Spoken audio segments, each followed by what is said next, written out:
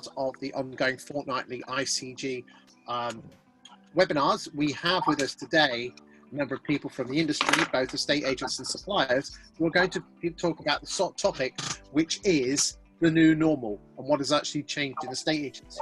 So we'll just introduce some. So put your hand up and wave to the people at home. So we've got Andy Solomon from Yondell. So hi, Andy. We've got Ed Mead, who's part of Vuba. We've got Gordon McCurry from CCT. We've got Bradley from SMS Speedway. Maria from Global 4. Right. Kevin Ellis from Land New Coast. Matt Nichol from Nichol & Cole. Nat Daniels will be joining us very soon. And then finally, we've got Steve Wayne from Benjamin Stevens, who is an estate agent and also a self-employed agent as well. I can ask everyone to, if they've got a noisy background, to put themselves onto mute. And we are going to talk about whatever this new normal is. So what I'd like to do is go straight to Matt Nichol. Matt, you know, it was about 2.5 weeks ago since the estate agency market opened up. I'm hearing an awful lot of people saying that it's just gone stupid and crazy. What are you finding of stuff on the ground down in the South Country, Southwest? Well, I'm Midlands, but yeah, we're finding it to be very, very busy at the moment.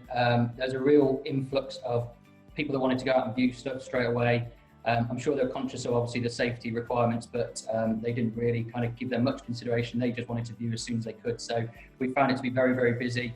I think for us as a business, it's been a real kind of focus to educate them about our safety measures and how we can make it safe but still give them the opportunity to view.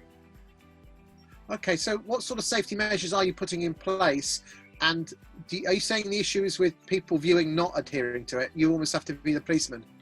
Yeah, I mean, let's be honest. Other than us having to really kind of, because we were opened up first, no one's really been taught how to go out and view properties in the first instance. So PPE is the obvious one, obviously giving them the equipment. We've educated them by videos. We've done a load of videos just to kind of let them know what's expected. And we've also tried to measure it so that we're not doing straight into viewings. We're making sure they've done a virtual viewing or live stream first to ensure that we're not just having hundreds and hundreds and hundreds of people viewing properties on day two. Okay, Stephen, you're an estate agent. What are you doing with regard to people doing viewings?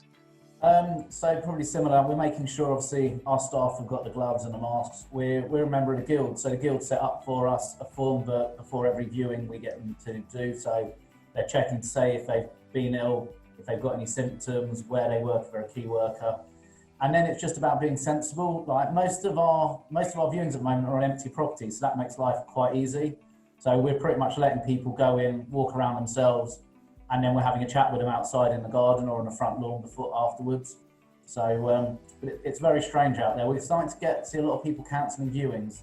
It's almost like the intentions are there, but when they're thinking about it, they're like, yeah, I'm not quite ready. I guess every area is slightly different to the demand as well. Okay, let's bring in the king of viewings, which is Ed Mead. Ed, if you could unmute yourself, please. You run the Vuba company, which basically is an outsourced viewing system for agents. Give me a macro approach to what's happening out there, then nail down on a more micro basis on individual viewings, please. Well, I'd start sort with of big picture. Well, I mean, just to comment first, I'd echo what Steve just said, actually, that I think that it's definitely been a bit slower with the high street agents than we thought it would be. But the areas of the business that have bounced back very, very quickly are auctions, not entirely surprisingly. Massive bounce back straight away. And I think they've come back bigger than they were before. The issue has also been around whether or not people are looking at live viewings versus these 360 tours, live WhatsApp tours. Quite how that, we can talk about that a little bit later. That's certainly become a much bigger part of what's happening. But interestingly, I was talking to a top agent about 2 weeks ago, a week and a half ago, who said that they'd agreed, of the deals they agreed under lockdown, both for lettings and sales via 360 tours, they were all predicated on one live viewing before they exchanged contract. 8 out of 10 pulled out when they actually saw the property. And I'm afraid, for me, I'm an old-fashioned guy. I still think when you're looking to buy a property, you've still got to have seen it. So that's going to be the 360 tours are a part of the marketing. I do think that people are being quite slow off the mark, though. That's what we see at Vuba. People are being slow off the mark and coming back and actually getting viewings going. Okay, does anyone else, let's open it up to the floor. Does anyone else got anything to say? I think Matt's got a response there. Yeah, I definitely agree. I think when it comes to lettings, I think the virtual tours are probably holding their weight, and people are able to continue with the move-in process. But we were very conscious that a virtual tour would not be enough for us to agree a sale on, and we'd obviously want to make sure that we have, warmed them up, seen the virtual tour, they then go to the first front of the queue if they were making offers subject to viewing, to then come and view as soon as lockdown lifted. And I think obviously, as you found out from someone that you know in the industry, agreeing a sale on a virtual tour alone probably isn't the strongest route to go. I think you do need to get them physically in. Okay. Can I ask Kevin, Kevin, you're king of new homes in the country. What are you finding with new homes? Well, developers have really sort of, they're a bit behind the curve as far as agents are concerned, actually. So some of them obviously have only really remobilised over the last sort of 10 days. They're still in very much an appointment-only situation. They're not properly geared up as far as the digital technologies that a lot of agents are. So we've certainly seen a big push from the house builders saying, look, can we engage with your agents to get access to some of this tech? So Matt's obviously sort of taken the bull by the horns as far as Gavel's concerned. We've seen some other great things that obviously people are doing as well. So I think it's going to just be part and parcel of just that first bit of qualification, really. Chris, we have had a comment in here from Pete Lawrence. Love Pete. Pete Lawrence. So Pete's, obviously good to get another view here from an agent. He's saying we're snowed under with the amount of applicants who want to view. Live streams seem to be much better, as it's all about the data. Live streams first and then face-to-face viewing. 12 sales agreed in the last 10 days. So it's probably back to what Matt's point there really is about. It's a good qualifier, but ultimately the telltale of getting the actual reservation is back to, as Ed saying, the live viewing. Okay, let's go to Bradley and then Steve Wayne afterwards. Yeah, I can echo what's being said there. We're seeing quite a big uptick through our text messaging service with the appointment reminders and the viewing requests coming in. And also from the agents, definitely there's a remobilization in process, but it's still starting up. There's a big demand, for example, these text message packs that go out alongside a viewing that gives the instructions to bring your own PPE, and what to do, as well as asking for symptoms the day before in case you've developed symptoms. So it's in flight, but it's only starting, I'd say. Okay, let's go to Steve Wayne. It's just really a point you made about the viewings online. It was interesting just before we all got let out, and there was the agents we've agreed 35 sales in 10 days without actually doing a physical viewing. And I think, Chris, when we spoke, when you came on our live, there was something which I said is how many of these sales will actually go through. And all of these things are tools, but they can't replace what we do. And I think agents need to be careful they don't try and replace ourselves. Indeed. Andy? It's really interesting what's being said here. And I think from our perspective, handling customer inquiries online on estate agent websites, the consumer appears to be pretty savvy about stuff. I mean, clearly there are concerns over safety, concerns over what's possible, what's not possible.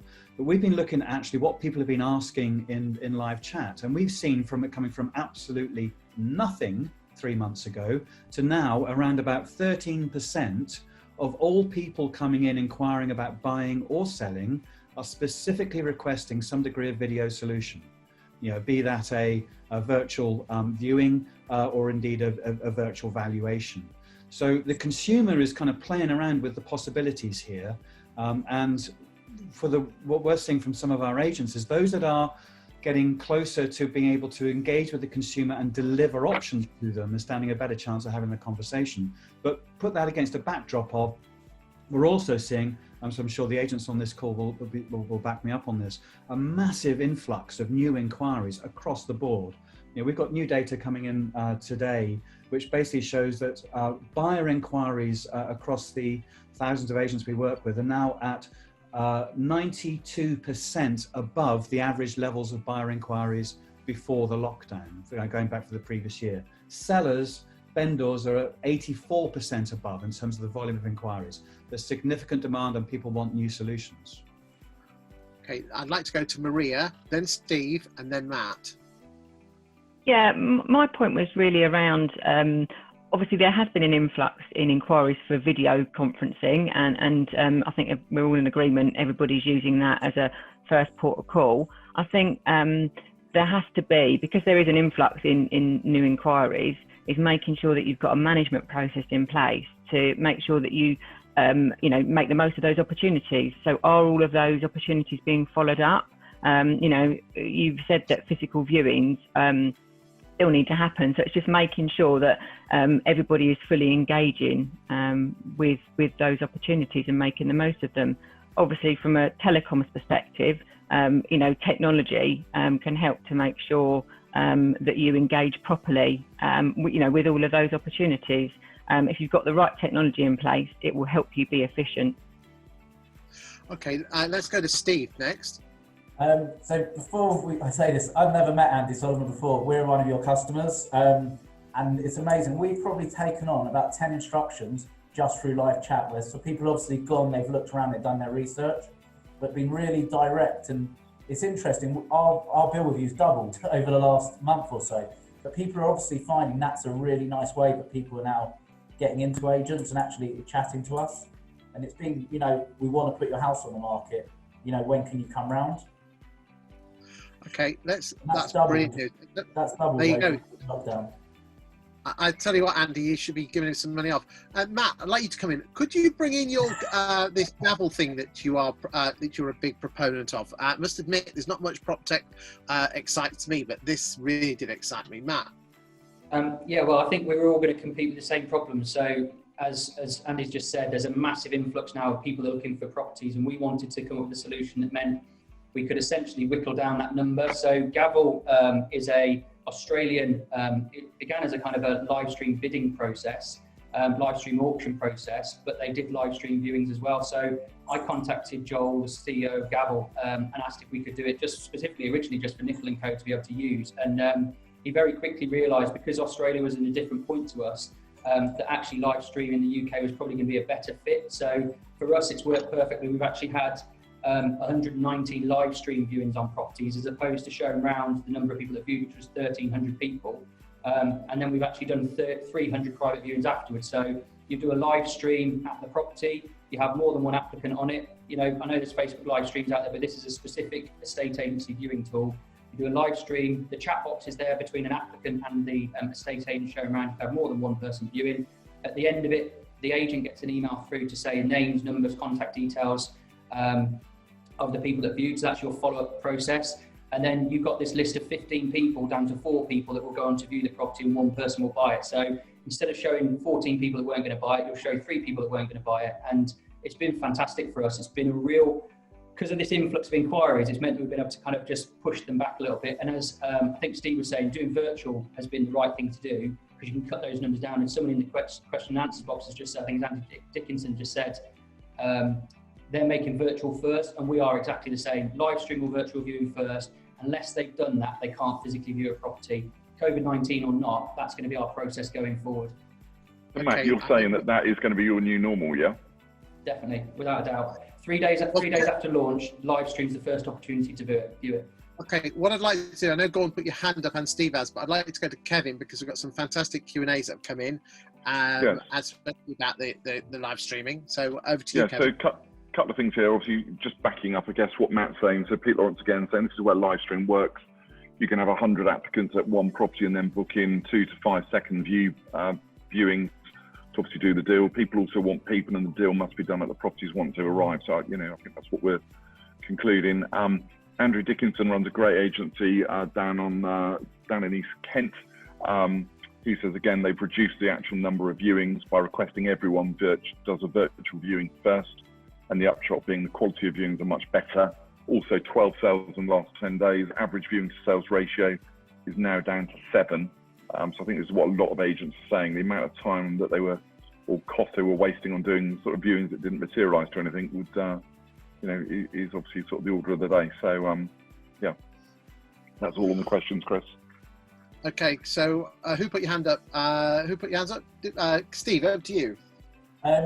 Similar to what Matt was saying, you know, the new normal is certainly going to be this process of you go to a property, you do your details, but you do a little video, and then for us, we haven't been using the software, we've done Facebook Lives, and we've been having 3,500, 4,000 views on each of our systems. And that's now just made our life so much easier, and it's now become process. We'll go 3 days later, we'll do a Facebook Live, and then we'll start doing viewings 2 or 3 days later. And then what we're using is we're integrating that with a system that as we go live, we're texting people and sending out to our system saying we're going live. And it's all become a whole new process. But it just means we're not, and as estate agents, we've probably been running around like clowns over the years.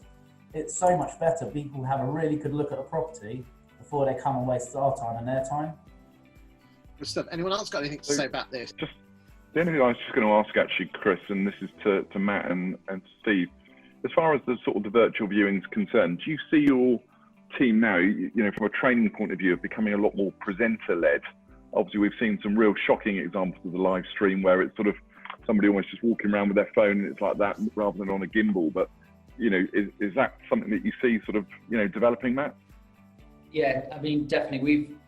I chucked myself under the bus first, so I did the first couple of live streams, and I've recorded some videos for the staff since. And Chris won't mind me saying that he's put some brilliant videos out on YouTube that can help staff. But it is an important training measure now, because that could be the first. The camera? No. I was behind the camera, so.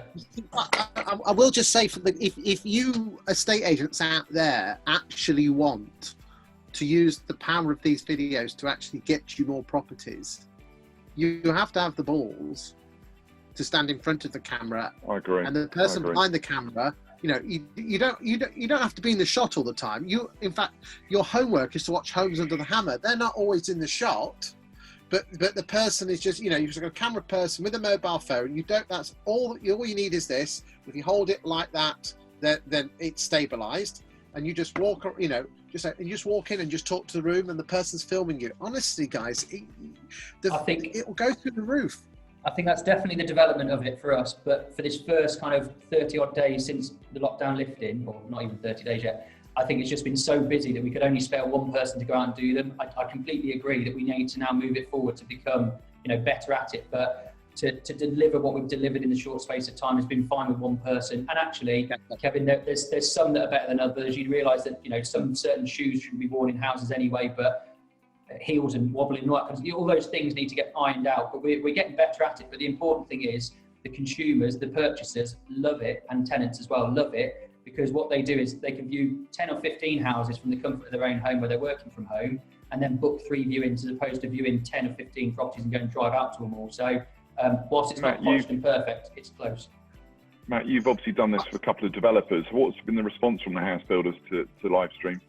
Oh, they love it. I got a round of applause as I walk back to the site office. So they obviously want to make sure you're selling their wares correctly and promoting their properties correctly. But I got a round of applause out the window of the site office. So it's really, really good. You know, we've got more developers that we've not spoken to about it yet, because we wanted to get into a good spot first. So the inquiries and the interest is lifting with our developers on it as well. So it's a good way of getting people onto sites when, you know, they've been furloughed staff. I mean, Matt and Steve, please do give me a call, because I have done some training on presenter-led estate agents videos. And what I have found pre-COVID is that those agents that do have the gumption to stand in front of the camera do get a lot more engagement, and even more importantly, a lot more listings. Our guys get in front of the camera. Well, yeah, you're as bad as me, you are, Steve. Bradley. I think that's very good point that's being made about being able to present, and just thinking about what drove the new normal. You know, before all of this happened, 100 years ago, you know, we were online ordering Tesco, you know, giving our opinions in the Brexit debate. Remember that? Taking selfies and faking our holidays. You know, it was all about us and presenting ourselves. And I think what COVID-19's done is it's forced us, as our world has locked in, we've reached out using communication and online tools. You know, we're talking to Nan, we're taking yoga classes online, you know, we're working out how to cook pasta and, you know, these sort of things in our kitchens that we never used before. And that's driving people being empowered to do things and to use these tools and to see Facebook as a means of getting online, presentations and engaging with other people. And in terms of what it means for a state agency, we need to be highly interactive and engaging with the people you're doing business with in order to, drive the sales and give them and empower them with the ability to drive business through you. I think empowerment is the new normal, really, online. In a second, I'm going to go to Andy Solomon, but we haven't heard from Maria or Gordon in the last 10 minutes. So Maria or Gordon, have you got anything to add to this? Let's go with Maria first. Hi, yeah. So I think, at the moment, everybody's either busy because they're only working with, half the number of people they perhaps normally would do, or if they are working with their team, it's because some are in the office and the other half are out, on different times. So I think, certainly from my perspective, it's about embracing, new technology. So from the sort of telecoms perspective, there's still an awful lot of agents out there that are using old technology, which will be hindering them, in the way that they need to work now. So it's really simple and easy to move to current technology. And I think a lot of people if they haven't done it, they haven't done it because they're scared that it's going to impact their business negatively. It's going to cause them perhaps, problems they didn't have. Or, it's going to be too much to take on with all of the other millions of things that they're trying to do at the moment. But I think, regardless of whether you do it through Global 4 or, all of the other hundreds of suppliers that are out there, including, perhaps the company you're already with, can I just say that it's really simple and easy and seamless to move over to current telephone system, which will be what we call hosted technology. And it will help you work more efficiently. It will give you the tools to work in the best way for now. So it will help you have access to your office telephone, whether you are in your office, whether you are at home, or whether you are out on the road. You always typically would get something like a mobile app, and you'll get the software that you need, all part of the same package. And it means that you won't have to worry about, have you forwarded your office phones? Have you collected all your messages? The technology will work for you. So things like, for example, you should, with anything new, get voicemail to email. So any messages that are left, if you're out on viewings and you haven't managed to catch those calls, will be in a list for you that you can easily work through when you've got a moment. Things like an unreturned call report, so that if you have missed any calls into the business, you've got an opportunity to see who they are and make sure that you're engaging, with every person that's trying to get through to you. Or if you are able to take those calls, you can take them on your mobile, you can take them, at home. Clients don't know any different, so you're always able to engage, fully with them. Gordon. Yeah, Chris, it's interesting listening to what everyone's saying. What struck me particularly was the viewings to offers ratio. That will be interesting to keep an eye on how that progresses. I think, the numbers are great, and it seems that the industry is bouncing back like we hoped it would. Although there'll be months of pent up demand there that have resulted in a flurry of inquiries to begin with. So this offers people the opportunity to pilot and test new technologies, new things. And then going forward, it's about, if you've got amazing technology that allows you to do viewings online and you can do the live section, and then you've got a much higher quality lead coming through, it's about how you find and go out to the market to actually, identify the people that you should be speaking to. I think that's going to be incredibly important to knit that piece together. Thank you, Gordon. Right, I'd like to go to Andy next, and then I've got Ed and Matt after that. Go for it. Yeah, thanks, Chris. It's really just echoing what Bradley said just now, and what Gordon is saying too. And it wasn't so long ago that traditional so-called high street estate agents were having their own internal argument was about the online model and purple bricks and all of that kind of stuff, which I always felt was the false discussion, because these days everyone is online. And this hasn't, we've seen at Yondle just a huge fundamental shift in consumer behavior. with how people are choosing to engage online. So traditional or online, it doesn't really matter. Your customers are online. And if I may, I'll just very briefly share one graphic which illustrates this really quite spectacularly. What this graph is showing is how, sorry, I can't see, the bit on the right is where you want to see, so you might need to minimize some of the presenters if they're in your view. But essentially, the volume of web visitors is the blue line. That's going back to the beginning of January 2019. The other two lines are then the volume of live chats and the volume of leads that are generated. And they've always tracked each other. This is the dip going into the election, the Brexit shenanigans. This is New Year, and then this is lockdown. Lockdown saw website visits to estate agency businesses dip by 35 to 50% across the huge number of estate agents we've been monitoring. Yet the volume of live chat and the volume of leads that were generated just went off the scale. So currently we are seeing that the volume of chats is something like around 90% up on what it was previously. Even the depths of lockdown, where web traffic being much, much lower than it had been previously, there were far more people engaging online and there were far more leads being generated. I'll stop sharing that now. But the point here is that people are looking for arm's length solutions to make their initial engagement with and decisions with brands that they decide then to interact, to test out what can be done, how it can be done. So my message really to agents is not just about live chat, it's about your digital presence, it's about the virtual services you offer, but it's also about taking your presence into the place where the consumer is, and they're all online. So if you're thinking about where you're going to be spending your next few £1,000s, I would suggest it's probably not going to be a fresh lick of paint in your office. It's probably going to be a fresh lick of design on your website.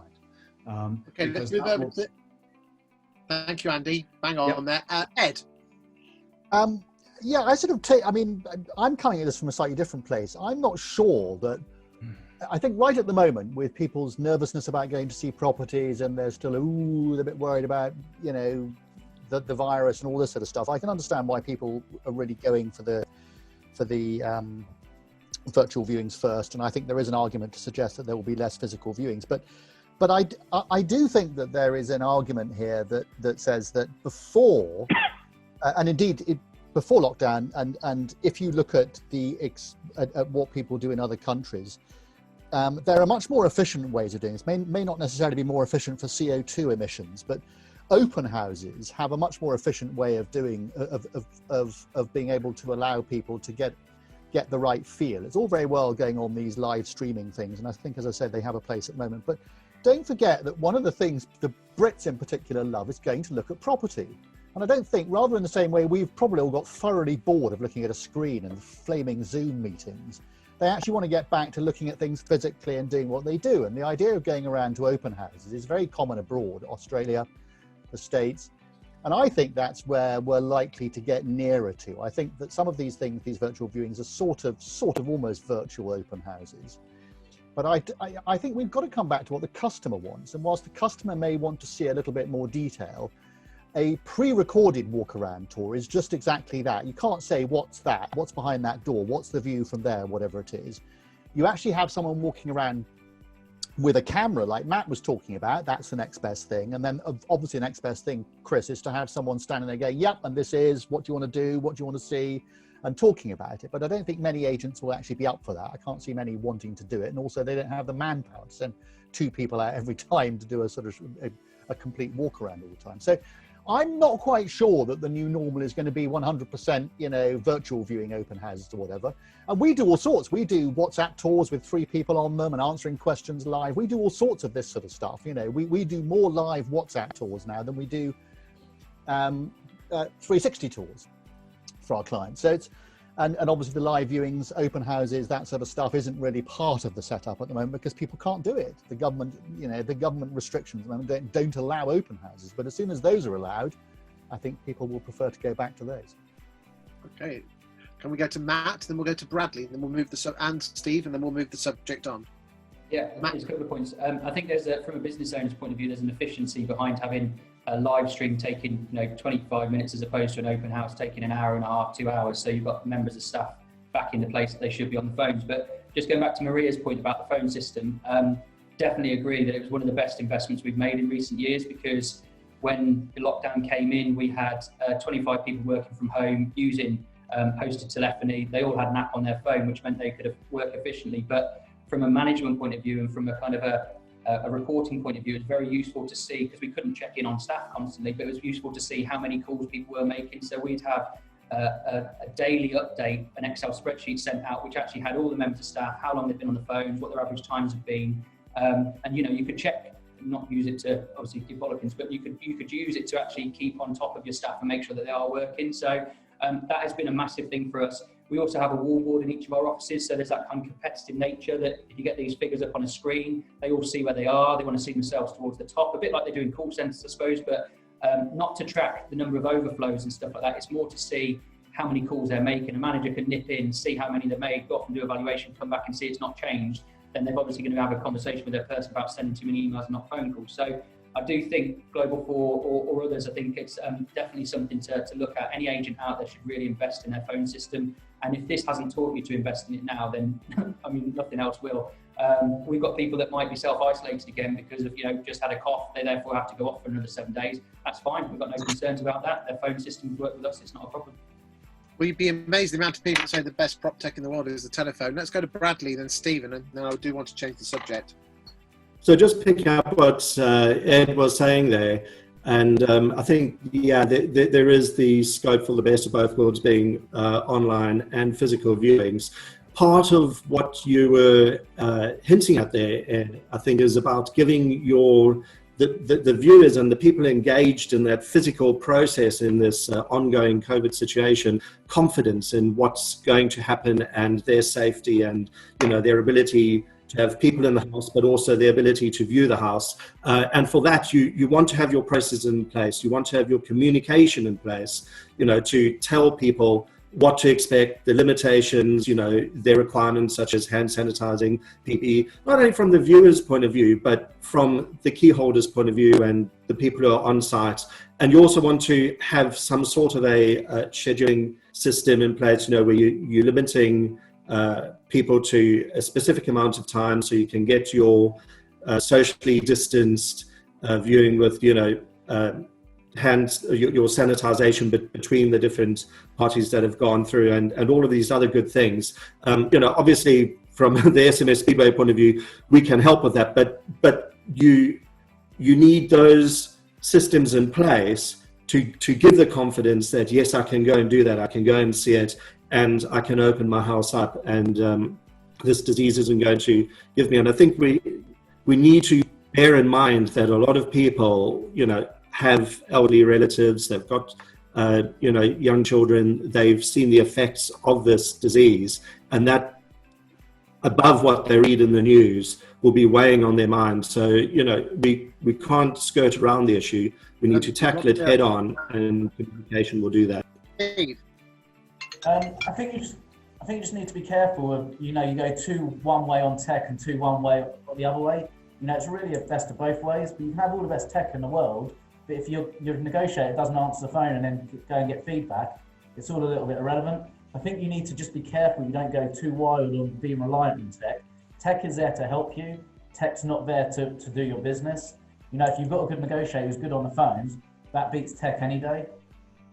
Yeah. Is that tech? What did an Australian guy once say? Technique is better than prop tech sometimes. So, okay. I would certainly recommend that you do check out that gavel thing. As Pete Lawrence does actually say, it's a balance. With Facebook, you get the numbers, but do you get the quality? With gavel, I'm not being paid to say this, but I was impressed. They have to actually put their names and numbers and telephone numbers in, which means you've got something to chase up. So quantity versus quality. Right. I'd like to move on to another topic about the normal, and we've talked about viewings, but I'd like to talk about our staff and the way they work. So, Matt, I know you are an employed model, while Steve, you are primarily a self-employed model. So let's start with you, Matt.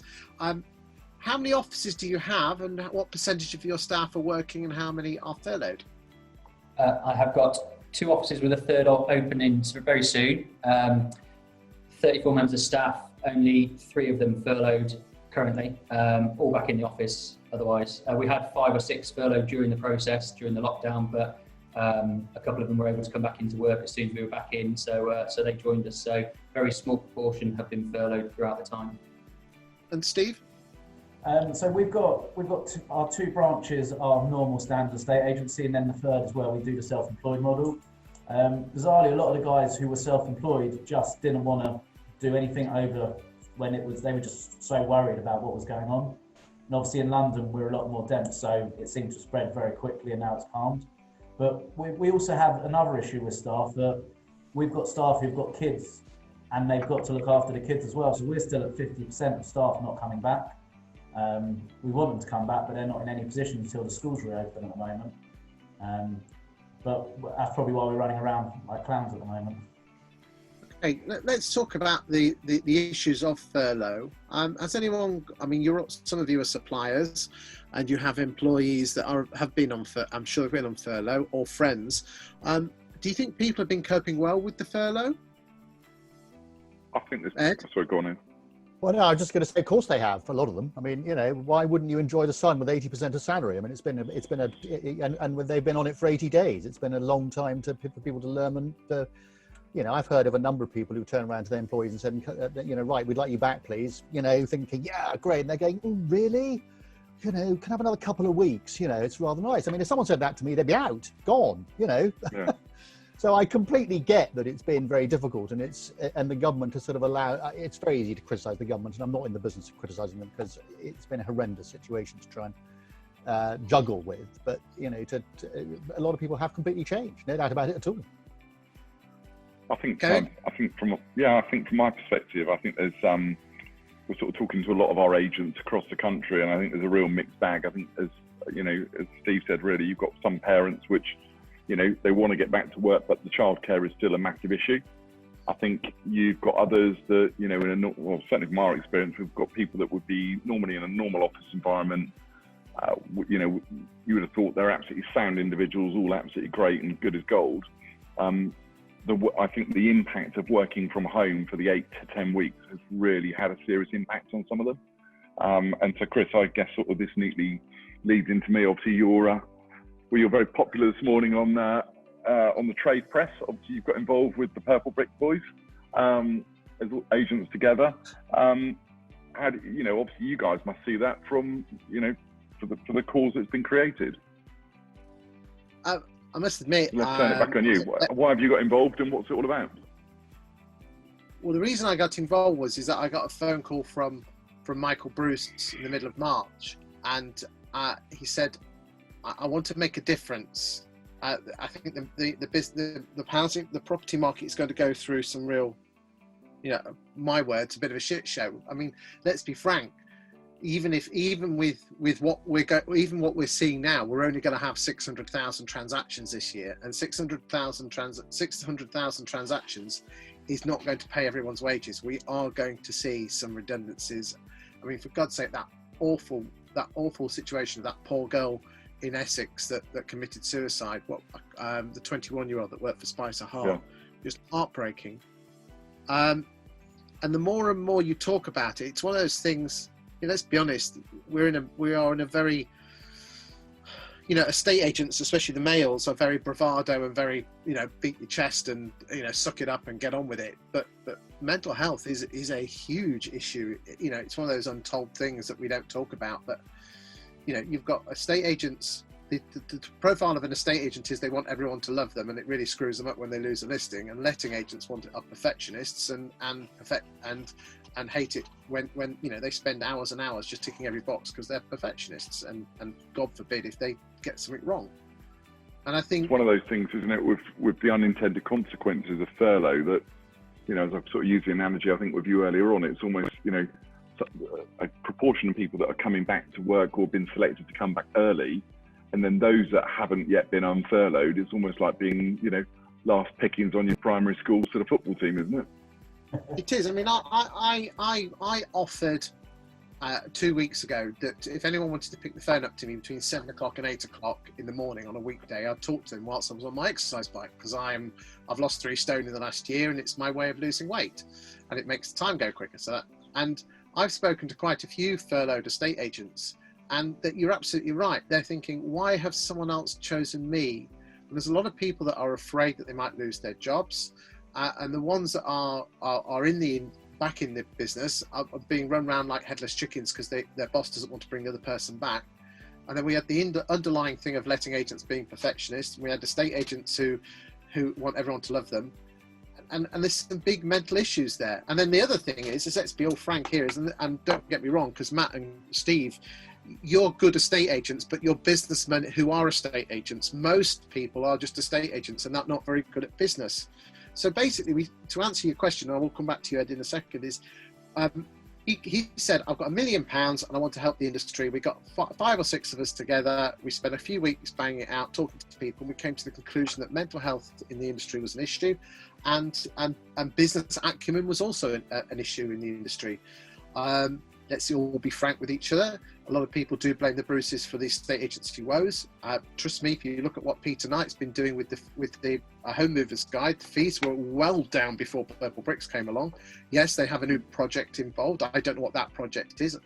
And to be frank, I couldn't give a shit about what it is. All I know is this, is that if I can help one person save their life or get a better person, because £1 million goes an awful long way to helping mental health, and you know, there's over 100 people in the industry. The peeps, I'm not putting words in your mouth, but the likes of Ed Mead and Kevin Ellis have all put their hands up and said, I want to help the industry and I will mentor people.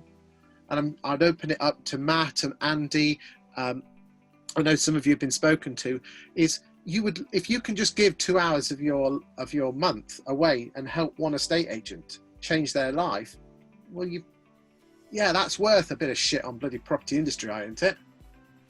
Isn't it? Look, I think there's just, you know, there's always the way, isn't it? You know, sadly, when there's a positive story, then, you know, fair play to the boys for putting £1 million, you know, out their own pocket. Yeah, but to do it. And Kevin, I mean, Kevin and Chris, you know, mental health hasn't just been an issue now, obviously, with the post-COVID. No. This has been an issue that's been coming for years. And it started off with Pete Rollings back at Foxtons, making people work 9 till 9, 7 days a week. You know, you started to get burnout. That's when things started changing. And, you know, it's about getting a work-life balance. People have to have a work-life balance, and bosses obviously want the maximum. At the moment, it's becoming obvious because, for the reasons you just articulated, Chris, people are coming back from furlough and they're being worked really hard at the moment, and they want to keep other people away for as long as possible. But it's all about balance. You've got to consider, I mean, maybe this live streaming thing can help people get their balance back a little bit, because at weekends, the good negotiators can, you know, we have found a number of our big clients, their managers actually, and their directors give their best staff viewings from us to do at weekend, allowing them to do them at weekends to give them the weekends back, so they can still earn from the viewings and the open houses, and live streaming could be another methodology of doing that. And it's been an issue for years, getting worse, and this is a very good time to be looking at it. Okay, Bradley? Perhaps this is a good time to share an experience that we recently had. We had a client send out a survey that asked a simple question, how are you? And it gave a number of responses. Now, they were surprised for 2 things. First of all, they were surprised at how many people were not doing that well. It was to their own staff, they're a large organization, and there was a very significant number of people who came back and gave very low ratings on various metrics for how they were feeling, how positive they were, how concerned they were, the stress, how things were in the family. But it was a very good experience for someone simply to be asked, how are you? It shows, even at a enterprise level, some form of concern. And the other surprising thing, and it will seem like I'm banging the drum for SMS Speedway here, I'm not.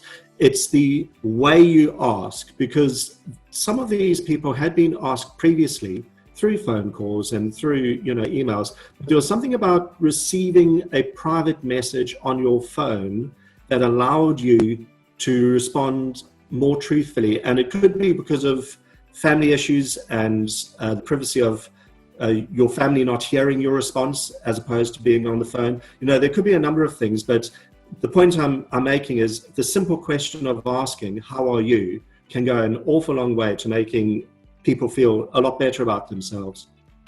So, do you not think a text is a bit impersonal though, Bradley? Pete Lawrence has a point here. you know, I think sometimes, you know, by having a conversation, you can pick up on the tone, isn't it? So Pete's point here is sending a text to your own staff. The owner of these businesses should know every staff member and should be picking up the phone. Do you know what Absolutely.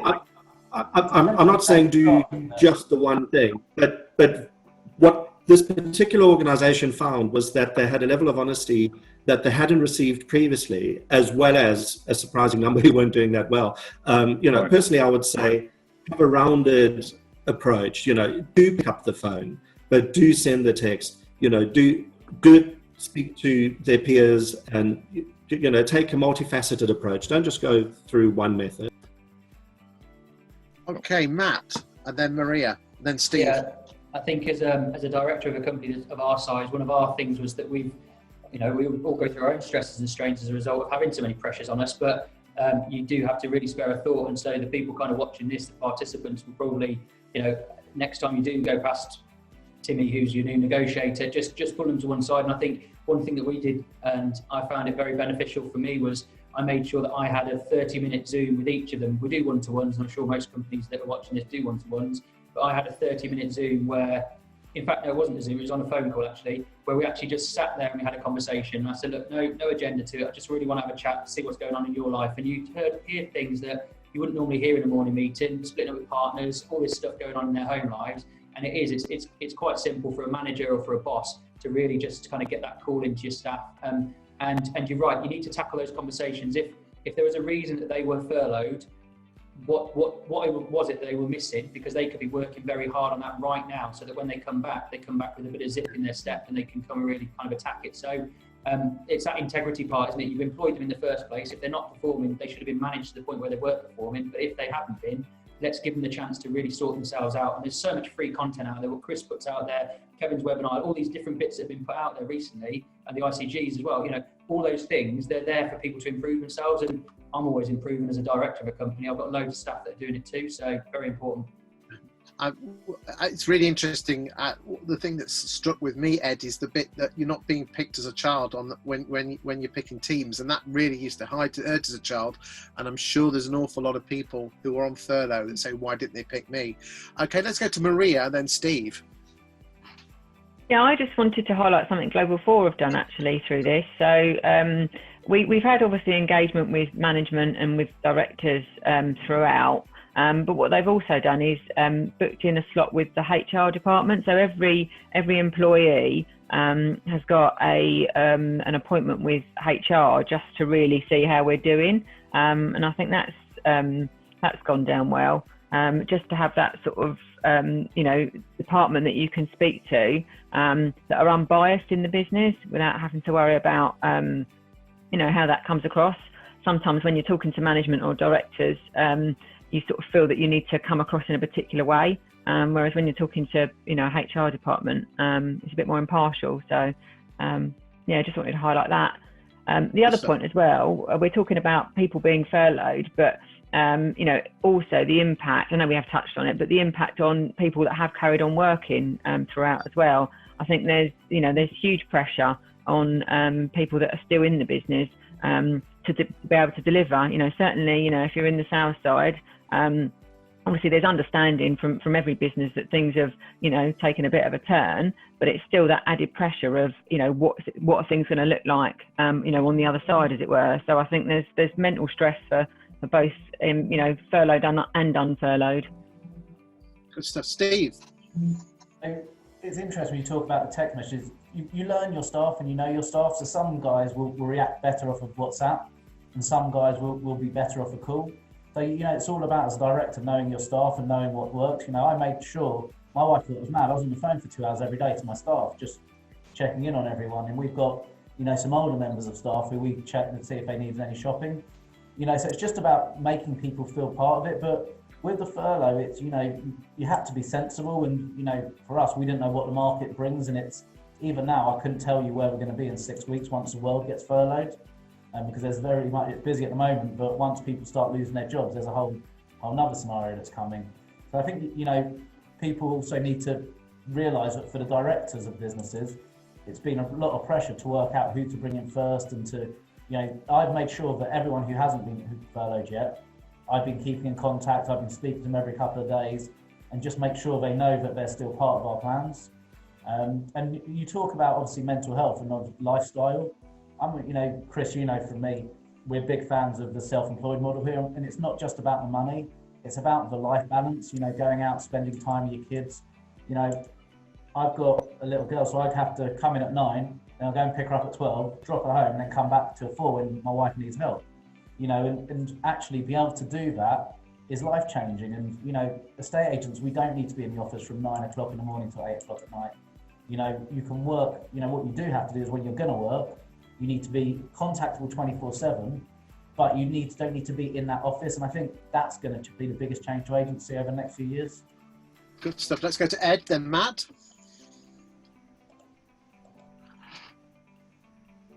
You need to unmute, Matt. No, I know. Sorry. My bad, as they say in the vid. No, I didn't have anything to say. I just wanted to add to what Steve. Couldn't say what. Sorry, that Steve or Matt was talking, but fantastic to hear people talking about not needing to be in the office from 9 till 9 and using that's the way it is. I'm just agreeing with that. I didn't have a point to make. Matt? Yeah, sorry, I've got loads of things going on. Firing go fast. Just on that point, Steve, I'd obviously want to kind of dig into those staff that chose to go and furlough themselves at the very beginning and not continue, because obviously you say you have to be available 24/7, but if they're deciding not to be working when they're working from home, or they had the opportunity to work from home from the lockdown, how did you deal with that? Is that the self-employed model as well? You have people not working? Yeah, there was some guys who we realised, obviously we learned a lot. We pretty much doubled the size of our self-employed model over furlough, and the guys who didn't want to be involved, in reality, self-employed guys could still carry on working, but some of them just chose to not, and obviously we've realised that this model is not for them. So you can see really true colours of people. Yeah, those guys are no longer with us, but you can really tell. Look, I think everyone's business has changed over the last 12 weeks. We've realised you need to be clever, use your tech, but your good staff are priceless. And it's just been a case of just keeping everyone updated and keeping everyone in the loop. Keeping your clients up, knowing there as well. So it's, for us, I could write a book about what we've changed over furlough. Okay, what I'd like to do is wrap that up, and I'd like everyone to give a couple of sentences on the best way that you can care and motivate your staff. So we'll start with Kevin first.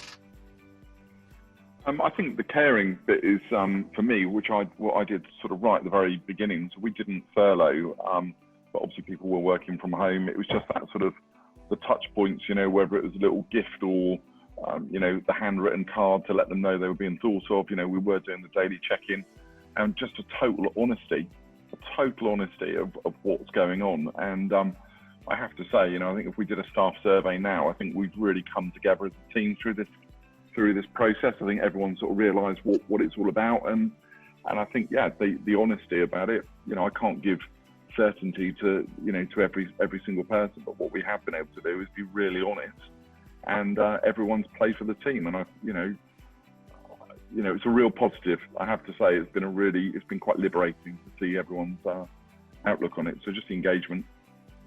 Okay, thank you, Maria. Yeah, I mean, taking it back to technology, I would just say make sure that you're giving your staff the tools that they need to do their job effectively. Don't add more stress onto their already stressful situation by, asking them to work with tools that aren't fit for the job. Yeah. Okay, Bradley. Yes, I'd echo a lot of that. I would say be in contact, ask them how they are, share your plans with them, and as the point has been made, be honest and be in regular contact so they don't feel left out. Excellent. Andy? My favourite quote, Maya Angelou: "They may forget what you said, but they will never forget how you made them feel." And that is that's important in every way, whether dealing with staff or your customers or whatever else it may be. But I'd echo everything that everyone's saying. Be honest, be transparent, be supportive, recognise that people are operating outside of their comfort zone. And as a business owner, myself and my business partner, our head is there, focused hard, but we've got to be mindful of what's going on out there and give people the right support at the right time. Excellent. Ed Mead? Well, we've been working from home for 4 years and still don't have an office. So this is old hat to us. And the way, you know, and it is, a lot of people seem to think that working from home means that you're not going to be able to politically advance within your company. You're not going to be able to get promoted, all of which is absolute rubbish. We keep in contact. There are some fantastic tools to be able to do so. The negatives clearly are a lack of hive mentality. So we try to keep in touch, and there are plenty of always on tools you can have. And we try not to be too predatory in terms of checking up on what people are doing. But it is entirely possible to set up, grow, nurture, and look after people virtually working from home. Excellent. Matt? Yeah, I think a lot of it's been said before in terms of being honest with your staff, but I think my staff appreciated that I was kind of telling them 2 or 3 weeks ahead of what we thought might happen. So they didn't just hear on day one, this is happening tomorrow. It's kind of like, give them kind of 3 weeks forecast in terms of what you think might have to happen. If you didn't need to do it, if you're looking safer than most and more worried than most, then so be it. At least you're being honest and transparent with them, but giving them that kind of advanced warning that if this happens, this is what our next step's going to be, and keeping them in the loop. I think they really appreciate it. And as Kevin said, if we did a kind of a test on our team now in terms of how we've handled it and what they think, I'm sure we haven't been perfect in all aspects, but I think the general feeling would be that we've done the best we could in circumstances that none of us really have worked in before. It's interesting that, let's be frank, all of us are running businesses, and we can't, we might have to let a couple of members of staff go to keep the business going. But I think as long as you're adult about them and don't treat them like children and they know exactly what's coming, then people will accept that because you've been treating them like an adult and you care, which is being a human being. Final word to Steve Wayne, please. Yeah, for our point, we've made sure that we've kept in loop with the staff, and we've asked them, are you ready to come back? Because obviously there's a mental side of it. We've had staff who have just been petrified about the whole situation. So, sometimes you need to ask them what they want as well. It's not just about us. Okay. I'd like to say thank all of you today for your time. If you are an employee and you need any with regard to the agents together, it's a very small plug. If you need mental health issues or you need a helpline, there's a helpline there for you. If you are senior people in the industry or a boss and you feel that you could add something to the industry by being a mentor, please go to the website, or if anyone wants to pick up the phone to me, I'll tell you what will be involved. I'd like to thank Ian White and Ben from Starbury, who can't be with us today, for hosting this, and ultimately it wouldn't have happened without Diana, so thank you, Diana, for your help and guidance. Thank you very much, everyone. So wave goodbye to everyone, and thank you very much.